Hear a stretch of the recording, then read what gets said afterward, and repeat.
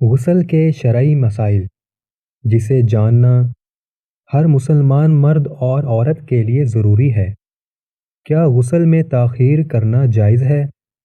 اگر کوئی حالت جنابت میں ہو یعنی اس پر غسل فرض ہو تو جب تک کسی نماز کے قضا ہونے کا خوف نہ ہو تو اس کے لیے دیر سے غسل کرنے میں کوئی گناہ نہیں۔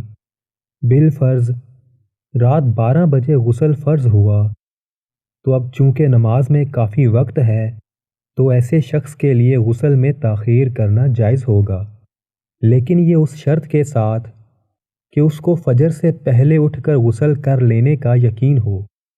لیکن زیادہ افضل اور بہتر یہی ہے کہ غسل فرض ہونے کے بعد بغیر کسی قسم کی تاخیر کے غسل کر لیا جائے، کیونکہ جس گھر میں ایسا شخص موجود ہو جس پر ناپاکی کی حالت طاری ہو تو ایسے گھر میں رحمت کے فرشتے نہیں ہوتے۔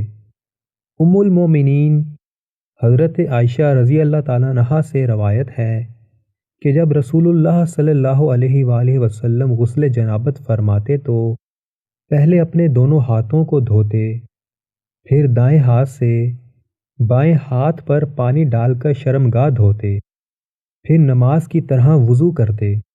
اس کے بعد ہاتھوں کی انگلیوں سے سر کے بالوں کی جڑوں کو پانی سے تر کرتے، 3 کپ پانی سر پر ڈالتے اور پھر سارے بدن پر پانی بہاتے، آخر میں ایک دفعہ پھر دونوں پاؤں دھوتے۔ غسل فرض ہونے کی صورتیں: جمع، احتلام، حیض اور نفاس کے بعد غسل کرنا فرض ہے۔ غسل جنابت میں پانی سر کے بالوں کی جڑوں تک پہنچنا چاہیے۔ استحاضہ کی مریضہ خاتون کو حسب عادت ایام حیض شمار کر کے غسل کرنا چاہیے۔ غسل کرتے وقت پانی کے استعمال میں احتیاط کرنی چاہیے۔ غسل جنابت میں پانی میسر نہ ہو تو غسل کی نیت سے کیا ہوا تیمم ہی کافی ہے۔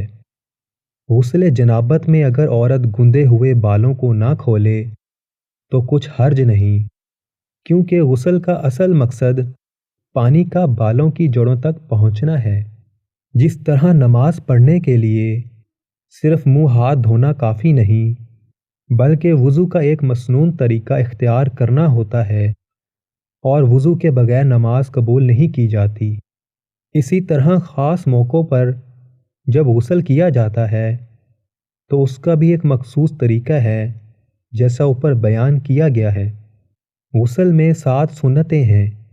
سنت چھوڑنے سے غسل تو ہو جائے گا مگر ثواب میں کمی آئے گی۔ طہارت حاصل کرنے کی نیت سے غسل کرنا، غسل کرنے سے پہلے بسم اللہ پڑھنا، دونوں ہاتھوں کو دھونا، ظاہری ناپاکی دور کرنا اور استنجا کرنا، غسل کرنے سے پہلے وضو کرنا، 3 مرتبہ پورے بدن پر پانی ڈالنا، بدن کو ملنا۔ غسل کے مکروہات: غسل میں 3 چیزیں مکروہ ہیں جس سے حتی الامکان بچنا چاہیے۔ پانی بہت زیادہ استعمال کرنا، اتنا کم پانی لینا کہ اچھی طرح غسل نہ ہو سکے، دوران غسل برہنہ حالت میں کسی سے بات چیت کرنا یا قبلہ کی طرف منہ کرنا۔ یہ والدین کی ذمہ داری ہے کہ بچوں کو ان کی عمر کے مطابق مسائل سے آگاہ کریں اور ہر مرد و عورت کو چاہیے کہ وہ مسائل کے متعلق مکمل مسنون طریقوں سے آگاہی حاصل کریں۔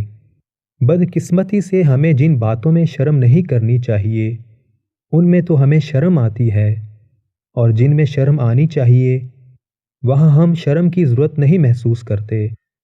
آخری بات کہ کوشش کریں کہ بات ہر مسلمان تک پہنچ جائے۔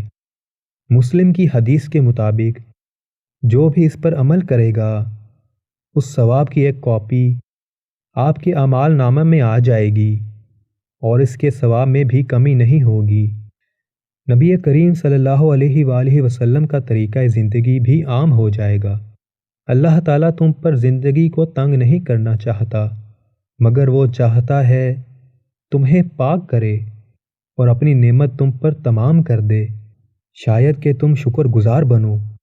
جزاک اللہ۔